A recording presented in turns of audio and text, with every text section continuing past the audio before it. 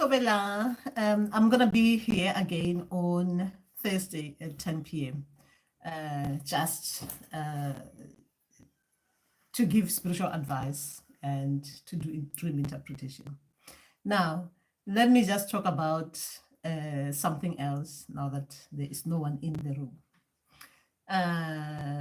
It's about being given a metaphorical key to someone's house. And as a healer, being given a metaphorical key to someone's house. That means you've been given permission or someone trusted you to look after their metaphorical house. Now, what is a metaphorical house? In this instance, let's just say what we know about a house is that a house carries a lot of memories in it. That's where we feel safe. That is where we will feel protected in our houses. That is a safe space, right? Now, imagine a healer being given that by your ancestors, metaphorical keys to your house.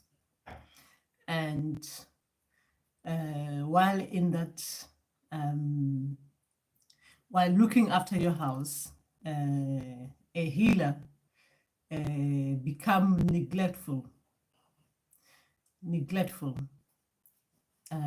She does something by being neglectful, and the house got burned down.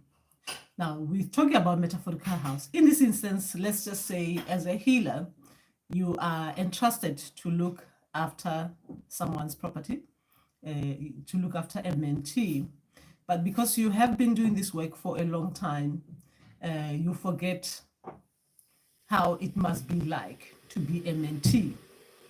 And you relax so much that you forget what you're meant to be doing as someone who's supposed to be making sure that everything is safe, including the house, right?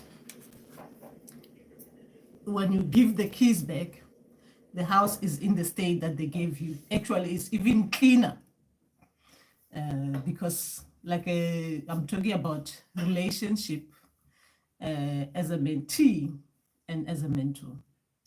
Now, what happens to that when that relationship is broken down because of your irresponsibility? Because being negligent, like it is part of being irresponsible as a healer. So, how do you rebuild that trust? How do you rebuild that trust? Because some of the trust once broken is not easy to rebuild, because like we're talking about metaphorical house, if it is burned down, that means what is left is the ashes and someone has to rebuild, right?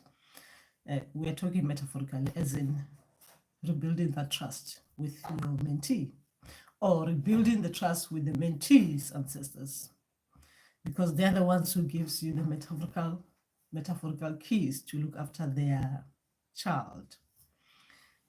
They give you access to the house, isn't it? The emotional well-beings, mental well-being, spiritual well-beings of that said mentee. Tobela. I thought I saw you change your name there, Litloto Labaroka. Why am I seeing the name back to the original name? I thought it was changed. And I was so excited when I saw that. Why does it look like it is back to, how are you getting on? Anyway, I was talking about a healer and Mtwasana's relationship and the trust being broken due to the healer being forgetful. And by being forgetful, it means that They forget how to do what they are meant to be doing, because sometimes as healers, we are so used to practicing the same things all the time, right? Looking after Matrasana or initiate all the time, so that the whole thing becomes a routine and certain things are ignored. But something small can blow into the burning of the house. Like in this instance, metaphorically, let's say you were supposed to be cooking in the kitchen. This is metaphorical. And somehow you forget, you go outside to forget the oil boiling on the stove. And when you come back, the whole place is caught fire and everything is burned down to ashes. And now you have to come back to the aftermath of it. Now, in this instance, we are talking about where you come back, you neglect your initiate, and you come back, you find that your initiate has gone through a lot of other issues that they could have been prevented. So what do we do when that trust is broken spiritually? Because that is a big thing. That is a spiritual, what they call it.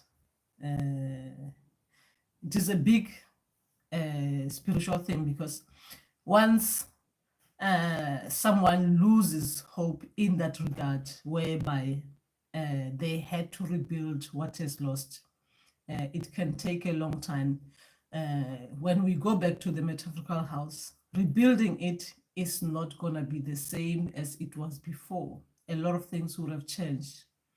It's going to be too difficult for the initiate to come back to the reality of things. Okay, all right, okay, I see. 14 days, so khanya nicely. Okay, that's great. That's great. You need to khanya. That's what we need. Yes. So, because when I saw the name change there, I was excited because I was thinking, wow, we are back here. That means we're gonna go spiritual, right? We're gonna be talking to the spiritual person here. Because it's difficult when you're looking at the name and it's like a going to personal spiritual. So it's great. So maybe we'll wait and see. Yes. So that's what I'm talking about. So it is difficult. How do you rebuild the house? How do you rebuild the house after everything has been down? And in this instance, like I'm saying, the house, we are talking about the initiate who has lost hope. A burned down house means that a lot of things have burned down in that house. When we're talking about the initiates mental well-being, initiates emotional well-being, we are talking about the whole house, as in the mind, right? So what do we do? Mind, beyond mind and spiritual. So what do we do in that instance? Because it is a terrible thing to happen to our initiate, especially when things could have been avoided. So what do we do in that instance? So yes, that is just the trust between the initiate and the Gobela. So it is a difficult one because this is due to Gobela's neglect. And it happens a lot. You see it a lot with a lot of us healers when we get so used to working and we get used to the routine. Then when everyone comes in, we just automatically assume they're going to be the same as the last person. And we neglect a lot of things that could have been avoided. A lot of these things can be seen as in our initiates mental well-being. Sometimes we can be caught up into the rituals that we ignore that bit, and it becomes so difficult to refocus the initiate back to the way they're supposed to be thinking. we are so focused on things like other things that we do. It's like even going to rivers and stuff like that. We go there, we do the cleansing, and we forget because of it's a routine, isn't it? We know that we're going to cleanse someone. Then we forget to check afterwards what is actually happening with the initiate's mental well-being, because after going to things like that, like a cleansing, especially in rivers or the sea or wherever water body it is, you have to check how the initiate is doing mentally as in emotional, because a lot of things are going to be revealed afterwards. That is where we see what we need to be working on with the initiate. But we can just be forgetful, or sometimes even when we're dealing with a lot of people, we just put a lot of our initiate under one umbrella, and then we expect everyone to go through the process the same way. So that is when I'm talking about you being given a key by someone's ancestors to look after their house. And due to your neglect, you let the house burn down.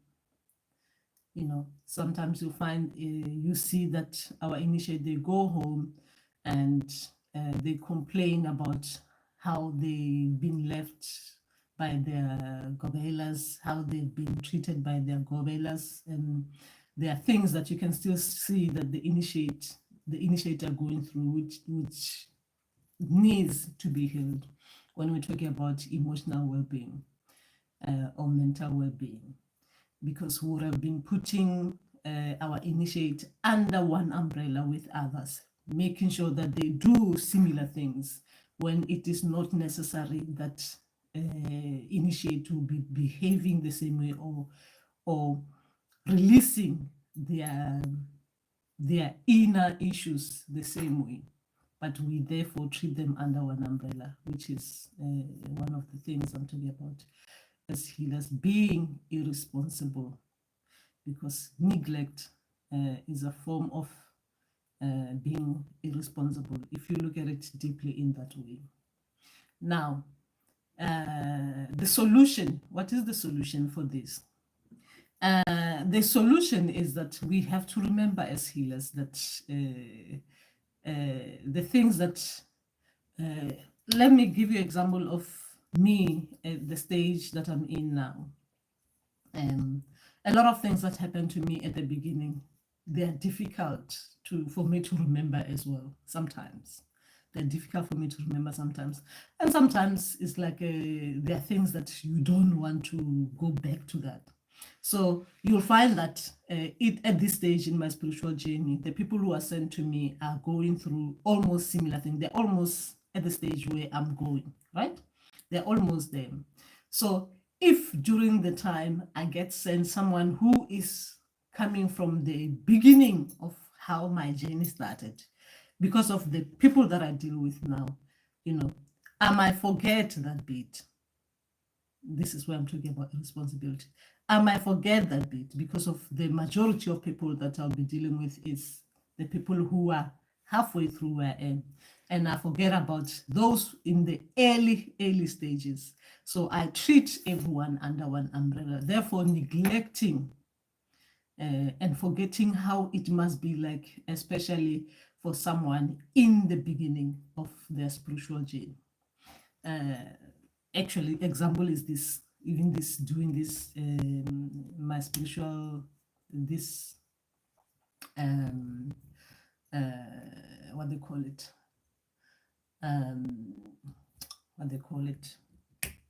spiritual advice session.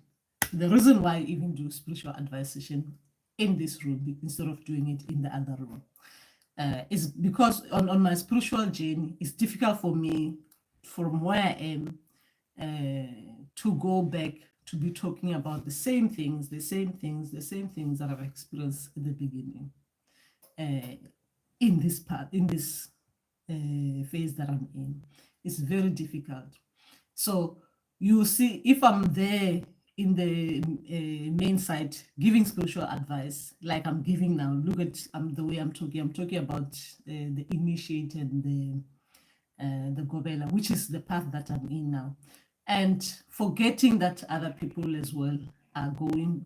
They are at the beginning, like beginning where they're still worried. They're not even there to think about how it is, like how you're supposed to practice as a healer. They're at the beginning where they're still like, what does this dream mean?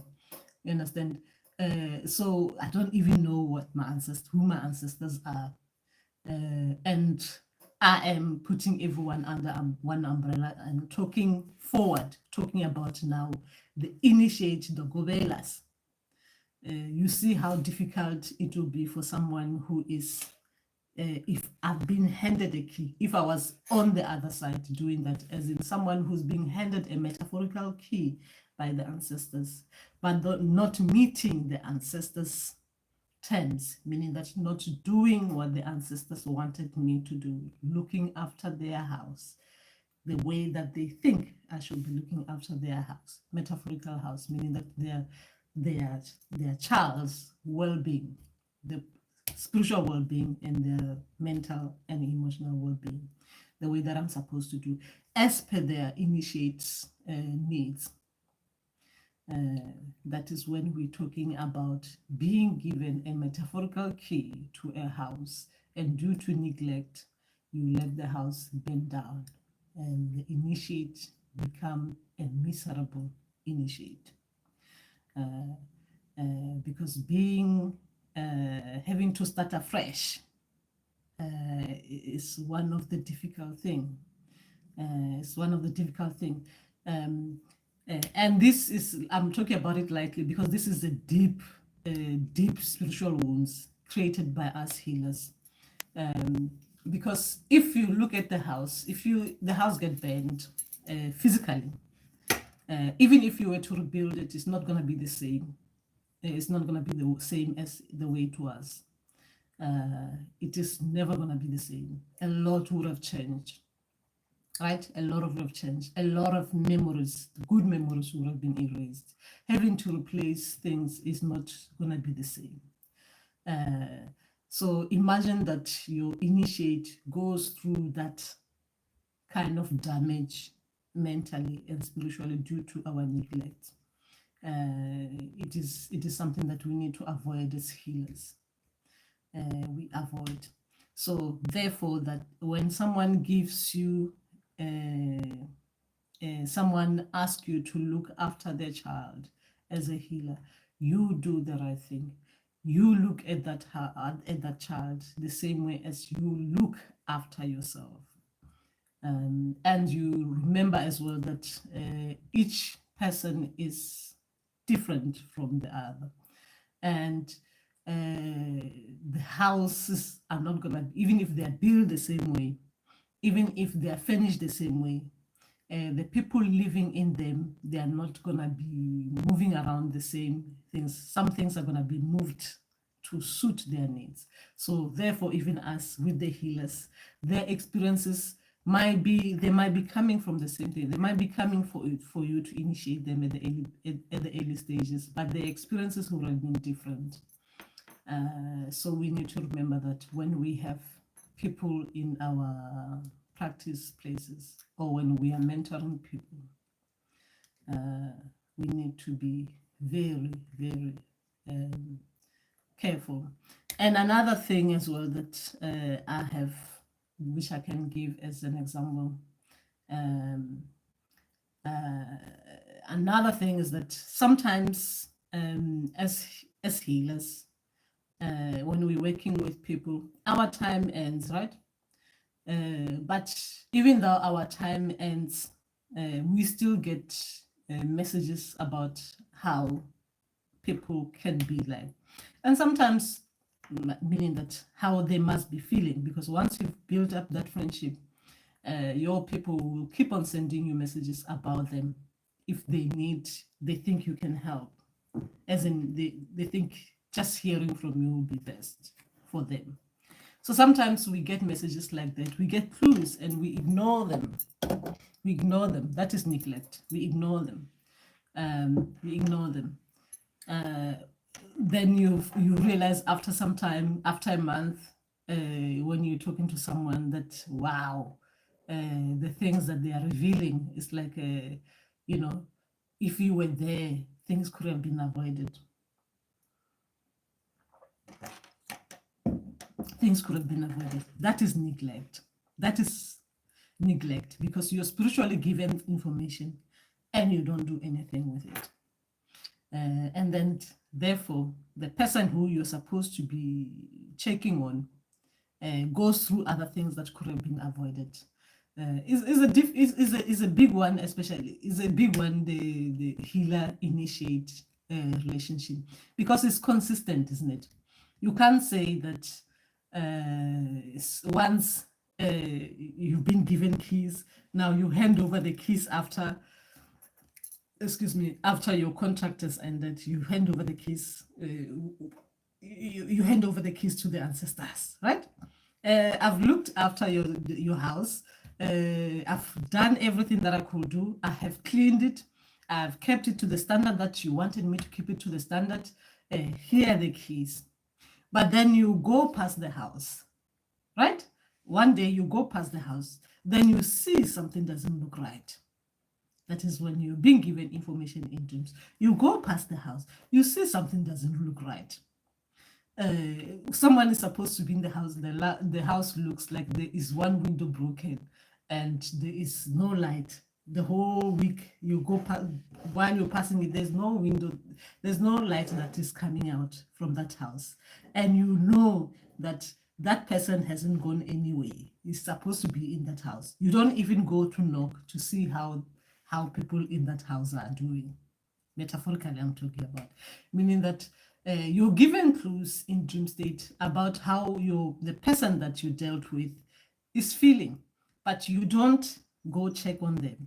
That is neglect. That is when we as healers do neglect our responsibilities. It doesn't stop with the contract. It is continuous. That is a relationship between our ancestors. The relationships between us, the living, is continuous. We need to make sure that we do the right thing. It's a neighborly thing, isn't it? If you think about it, as in if it is a neighbor's house that you see something doesn't look right, you go knock and ask, why am I seeing these kind of things? Right? As a neighbor, that's what you do, isn't it? It's the same thing as the initiate, the Gobela relationship, even afterwards. You keep on going back to find out how it is like. But due to a lot of things that happens to all of us healers, right? Remember, today I'm talking about the healers' neglect, the Gobela's neglect. So what happens? What happens then? So when does this responsibility end? When does this responsibility end? It should not be ending. It should not be ending. It should not be ending, especially if you're still getting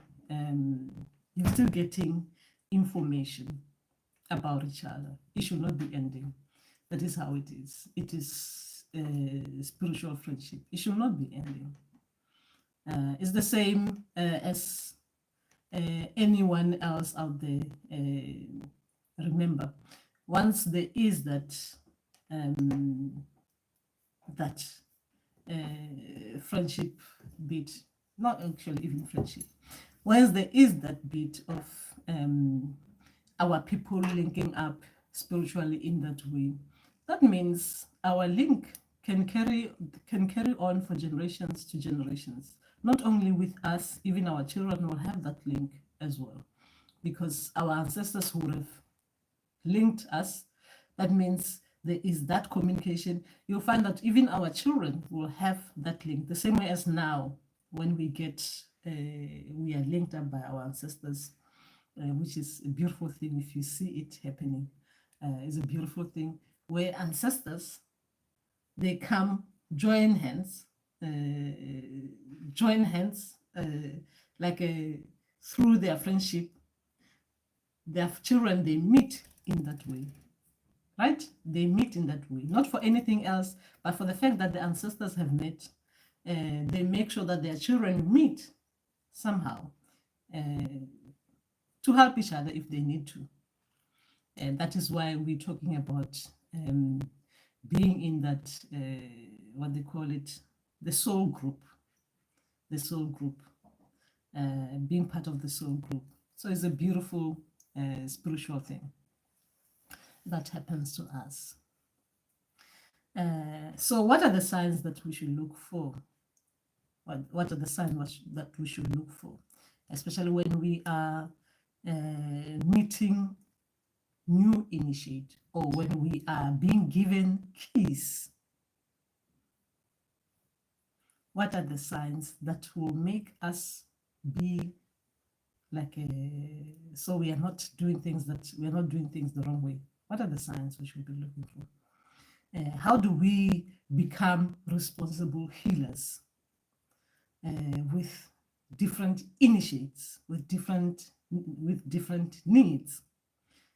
How do we do that? Now, first thing first. Now, sometimes these keys can come, a lot of keys can come at the same time, meaning that you can get lots of initiates. A lot, let's say you're getting 5 initiates to look after. That is a lot of keys. That's a lot of house keys. You've got 5 houses to look after, right? Now, the question you should be asking yourself, now I'm trying to go to the side. The question you should be asking yourself is, would you, if you were thinking about in real terms, how do you look? Because obviously at the beginning, isn't it, before you're handed the keys, you're being told what the initiate is all about, and what the initiate needs, and what is it that you can help the ancestors with that initiate, right? Now, when you're handed the house, metaphorical house key, that is the initiate with the, I'm talking about the house now, because the house needs to be cleaned. The house needs to be kept at a state that is supposed to be, to show that someone lives there, right? You, as a healer, are given the house key, that is metaphorical house key, to look after that initiate who lives in that house. Now, you need to look at all the people that you have. Let's say there are 5. You need to look at them to see if you can manage those 5 people at the same time. Because like the metaphorical keys with metaphorical houses, the houses are different. Some they're small, some they're big, right? So therefore, some cleaning might take longer than the others. When I'm talking about cleaning, I'm talking about healing. Healing, spring cleaning, proper spring cleaning. Like healing might take long, depending on how big the house is, how big someone's problems are, how big their experiences, as in lived experiences, the trauma of lived experiences are. Some they don't have them, some they come, they have already dealt with that, right? So you just have to look at the things that they are showing you at the beginning of the contract, that this needs more attention, this doesn't need more attention, and then you can see if with the differences that they have, those 5 initiate, would you be able to work with them at the same time, considering their needs are different? Now, I know that in this day and age, we tend to put money upfront, meaning that we look at the money before we look at the person we're supposed to be looking at, which is very, very dangerous in this instance. So for the fact that you're being paid to clean the house, you don't actually even want to know if you can clean the house or not. You just want that payment because unfortunately that's how it is, right? That's when the neglect will come in, because One house could be burning down while you're busy cleaning the other house. By the time you finish cleaning the other house, that one is down to ashes, right? Because of that other one needed more and more attention. Like it was so difficult to clean that you need all your time in there. While you're in that house, you can't even be thinking about other houses. So therefore, one of them get bent down. One of the initiate really struggle so much that they leave your practice place. They leave your practice place with no memories whatsoever. That is the house that is fully bent down. And you have to deal with them. Because as a healer, whether someone has left, whether you've helped them or not, you'll always have that thing, because you always feel something, whether you help someone or you are able to help someone, you're unable to help someone. There is that feeling that you have, that you even though you tried, you couldn't help as much as you wanted to. Is something that a lot of us struggle, especially when we want to help and we realize that we can't. It is a struggle for the healer, for the healer's mental well-being. It is a struggle that one cannot be avoided. And certain people, even though at the beginning it looked like you could help, but things happen in between that makes it difficult to continue helping the way that you were doing it, right? So every person in those 5 people needs proper attention. And as if everyone you're dealing with different things, right? Different ancestors. We can't put ancestors under the same thing. I've realized this. Which is a struggle now for me. I've realized this. The dreams, the early dreams, the dreams after you've gone through the initiation and stuff, the dreams when you've gone through other phases, they always change. Like their phases of dreams, they change. They change. I don't know how to put it. They change.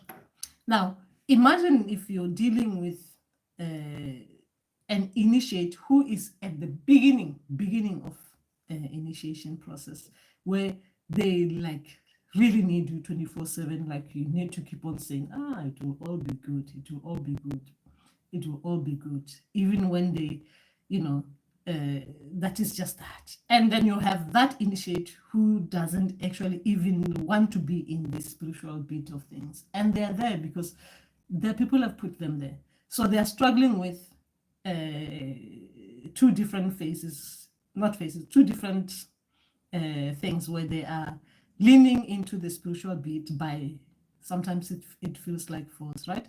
And they are resisting that beat. So you have got someone in the early beginning of it who's needs 24/7 of your time. And you've got this one who's struggling to even, like, they are being pushed in this and they don't actually even want to be there. Then you've got someone who's operating high up there spiritually, and it is another complexity on its own. Then you've got another initiate who is just there, maybe finishing up, right?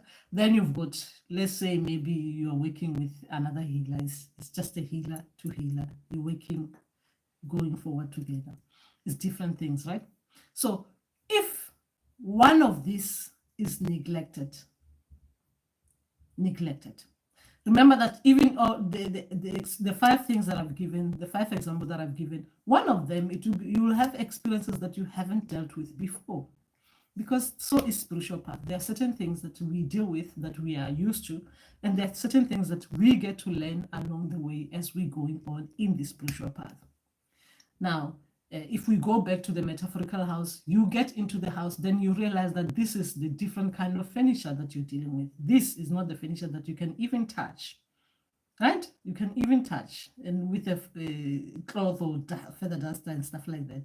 This is kind of thing that you really have to be extremely cautious about what you're doing on that furniture, because it is something that you've never dealt with. You don't even know how to move it, right? The same way as in the spiritual path, you've got initiate who's dealing with things that you don't even know how to deal with. You're learning with them.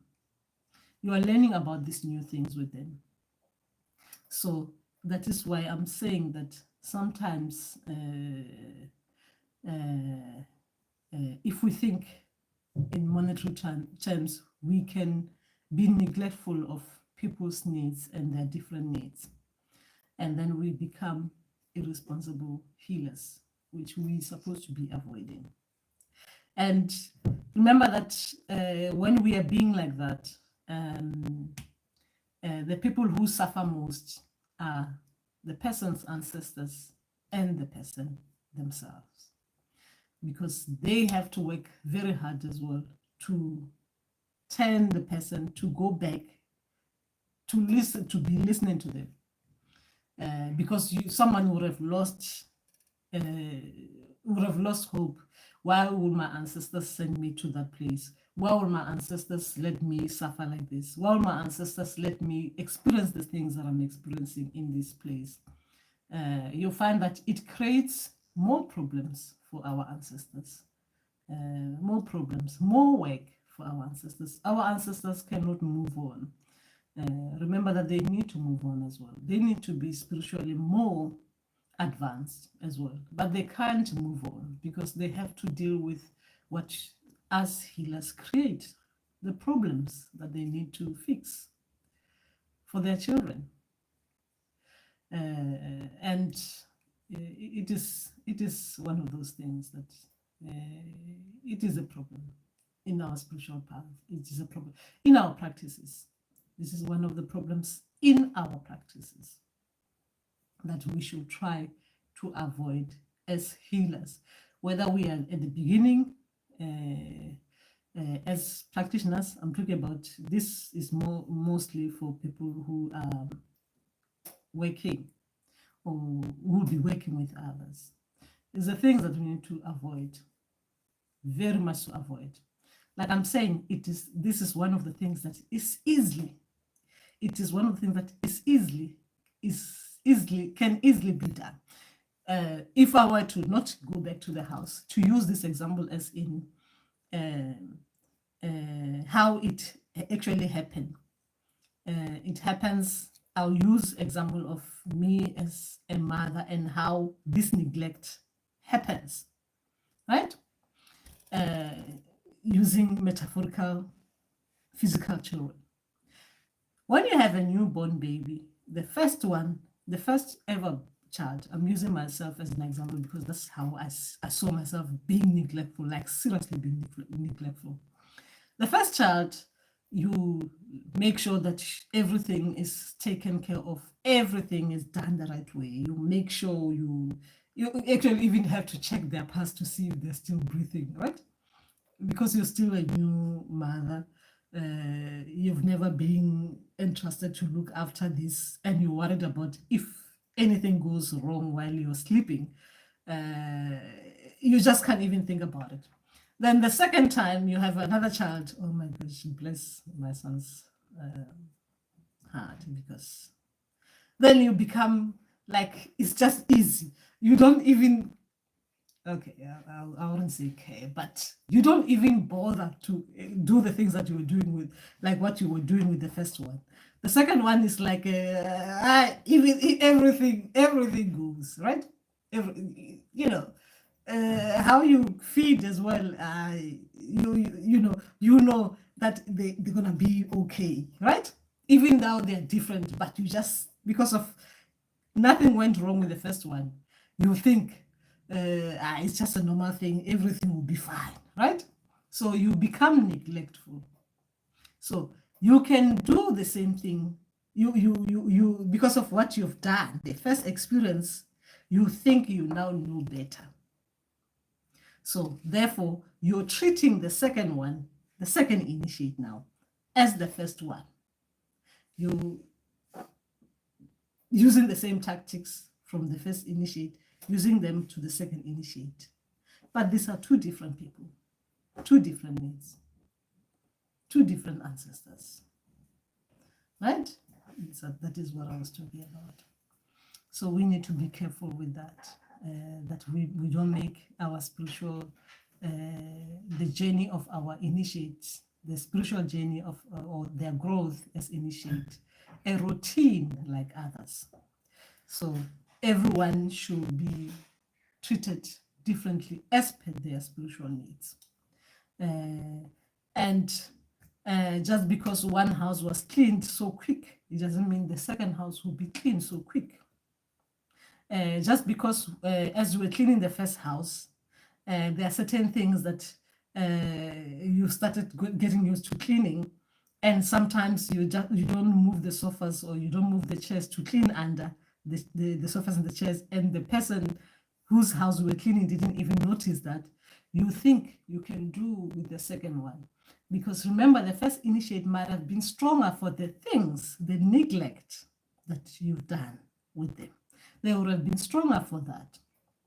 The second one might not be as strong as the first one. So missing out spaces while you're cleaning might actually end up being so terrible for the initiate. Meaning that while we are busy helping them heal through their traumatic wounds, you say things lightly that you did say lightly with the other person, even though the traumas were different, but the way that you talk to them as the same one, like the first one, might be different because of the way that they take things. Your language might not be suitable for them. So we can't use the same language that we use for the first one as the second one. So they have to be differences there, which is what we are neglecting as healers in this modern day and age. We are neglecting that. And I'm saying we because I am saying we, including myself, but that is the part of the things that we should be making sure that we don't do. We become better healers, running better schools, running better, having better initiate who comes out better, like they don't go home and start healing afterwards. And all they have learned was learning how to dance, learning how to go in the water, but they haven't actually healed what they came to be. They came to heal. Now, this I'm talking about is a lot to do with talking. As healers, we forget the first thing that we're supposed to be doing is talking. Talking is very important, because in talking we heal, and sometimes it takes long to open up and talk about the things that we are actually experiencing. It's very difficult to talk about the things that are being revealed to us in the dream state, and sometimes as we are being shown the things in the dream state, right? I'm talking about the healer and the initiate, right? Sometimes when the initiates are being shown things in their dream state that requires them to heal, as the practitioner, the person who's helping, you can't force it. So that means you have to go round until someone opens up on their own. And that requires a lot of, what they call it? It requires a lot of waiting around time, meaning that waiting around for someone to open on their own without you forcing the things to come out. So if you've got too many people that you need to be talking to, do you see how difficult it can be having to sit, and then you have to sit with another person and have to sit with another person, and I'm talking about talking, right? Sit with another person. So we have to be careful with that. That's just that. We forget that bit, that bit of the healing, the psychology bit. And I'm talking to one, isn't it? We're forgetting about the psychology bit of things, meaning that the talking as in healing while we talk. And other things, mutis and other things, they come. One thing I found out, let's see. So will I be correct if I say keep regularly following up with each initiate on their ancestors to check if all is in line and is making in a regular? Yes, yes, yes, yes. You do that. You do that. So what happens is that how I get clues myself is I'll be thinking about someone. The person will just keep on popping into, my headspace, popping. I'll think about them a lot. And when I do that, because sometimes remember that they give you information like that, you're thinking about someone. You're just thinking about them. Like your thinking is not like a thinking where you're thinking someone is happy. It's your thinking and you're like thinking in worry, right? So what you do is you ask your ancestors, can they check with the person's ancestors if the person is okay? Right? So that they can give you the go ahead. So what happens is that they will check with the person's ancestors. When they do check with the person's ancestors, they can ask you to call the person, or they can ask that person's ancestors can ask that person to call you, because sometimes you find that our initiate, they don't feel like they get nervous about having to call you. You understand? So, but they will get the go ahead. They will get that important. You need to call your gobela, or you the gobela, because obviously they will see that the initiate the struggle is real, that they won't even call you. So you need to force the call to the initiate. Yes, you'll get clues. You'll get clues. You'll get clues. And even in their progress as well, they will give you clues that they're doing very well. So you'll see that. So you find that you initiate, if your initiate is progressing, your people will show you that your initiate is getting far. So that you can just say, oh, hope you're getting well, so that you can get the initiate can share the good news. Or you as well, your people can share information with your initiate, so that you can, to keep in touch, because that's the best way to do it. It's the best way to do it. So the people don't feel that once they are gone, because that is the difficulty bit. People think once they're gone, and that is it, and there is no more, contacts afterwards. And even when you're intuitively feeling that you need to contact someone, you're thinking, oh, I shouldn't. But a spiritual intuition is very important to follow. It's very important to follow, and it should not be neglected. Because I find myself that at the time when people are contacting me, for me, when I'm going through some things, myself as a person, when I'm going through my things, people that my ancestors were working with, and they know that when they reach me, they'll be able to get to me. So they will contact me. I hope you're fine. And then I'll say, because obviously I know that there are people have said, I can't lie and say, I'm good, isn't it? Because you know that this, even you saw in the dream that you were talking to that person, isn't it? So there's no lying there. So you can just be honest. Yeah, I'm struggling with other personal issues, but don't worry, it will be resolved. It is good. It is just that thing that we all need as people who've got our backs. So you've got your ancestors who've got their backs, then you've got spiritual living people who've got your backs. So that's how it's supposed to be. That's how it's supposed to be. It's our responsibility to make sure that we are all doing well. It is our responsibilities to keep on encouraging each other to grow. It is our responsibility to make sure that we thrive as spiritual people. It is our responsibilities to protect each other. It is our responsibility as well to make sure that we are doing the right things, and we encourage each other to do the right things at all times. And it's like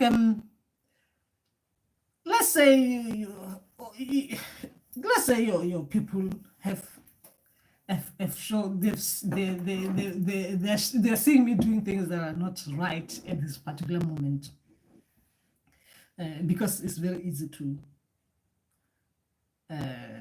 fall into that kind of trap, the material trap. Let's say that your people see me doing things that are no longer serving me good.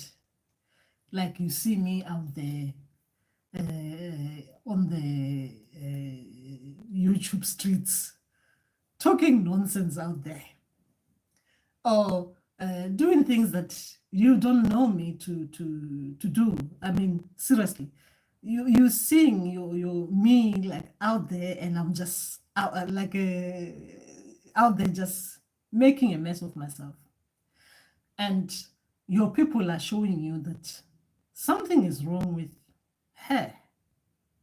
Something is wrong with her. So you will let it sit, or you will contact me to find out what is wrong with me. And when you contact me to find out what is wrong with me, are you gonna just say, I hope you're fine and stuff like that? And I say to you, I'm fine, and you let it go like that? And because obviously you've been shown that I'm a mess, and you'll just let me go after saying, I'm fine. You let it be, as someone who's been sent by their people to check, to make sure that I'm going on the track, because I'm already coming off it. You'll just say, oh, she's saying she's fine, let me just leave it. No, it is your responsibility as a healer, and someone who your people and someone's people have already met. So you just have to make sure, whether I take it or not, whether it's gonna hurt or not, you need to give it as you're supposed to give it.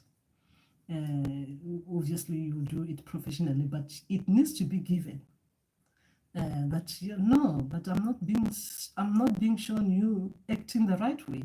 It's just not normal what I'm being shown that you're doing. It's not normal. So you need to say it. You need to reach someone, whether they take it or not, that is up to them. But you, as a healer, you were responsible enough to give it to them, because you already built a relationship with them. So that is what the spiritual relationship are all about, to look after each other, isn't it? Because our ancestors are doing their bits up there spiritually.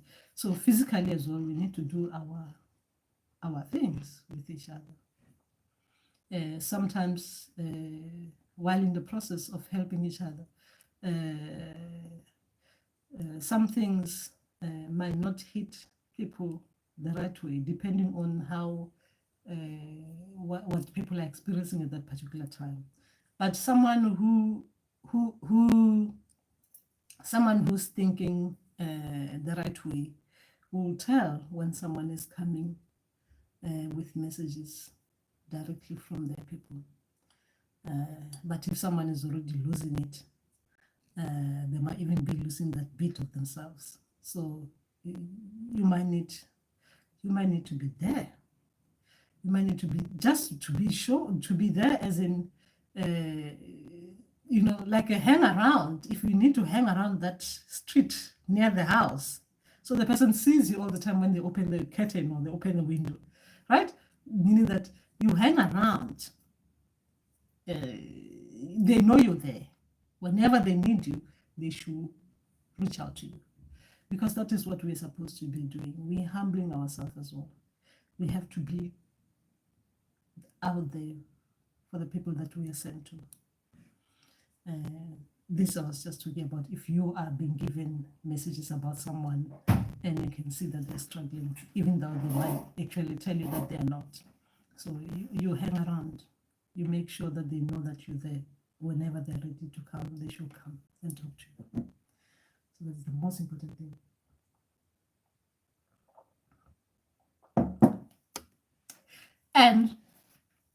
And when we're talking about regularity, remember that spiritually sometimes things can be hard, especially when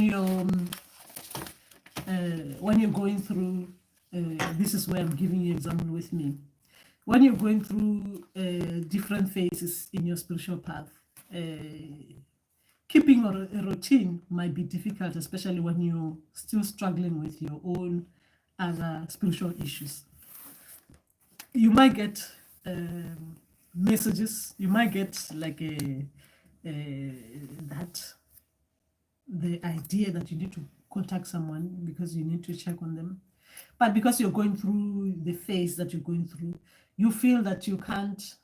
I'm giving you an example with me because when I was getting those nudges from my ancestors to reach out, and I was going through my other things, it was difficult for me to think, how will I be good for someone when I need to be good for myself as well? How do I do that? But that is when you know that ancestors are very good, because you find that if you don't become like me and ignore it sometimes and sometimes do it, you'll find that when they're giving you those nudges, it means you will be helping that person and that person will be helping you with what you're going through. You will be able to help them and they'll be able to help you with what you're going through.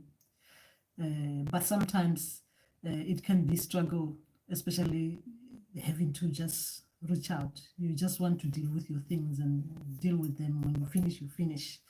But sometimes it is important that when we do get those nudges, we use them, because it means that you either gonna be helping each other. Like I keep on saying, it's an exchange, isn't it?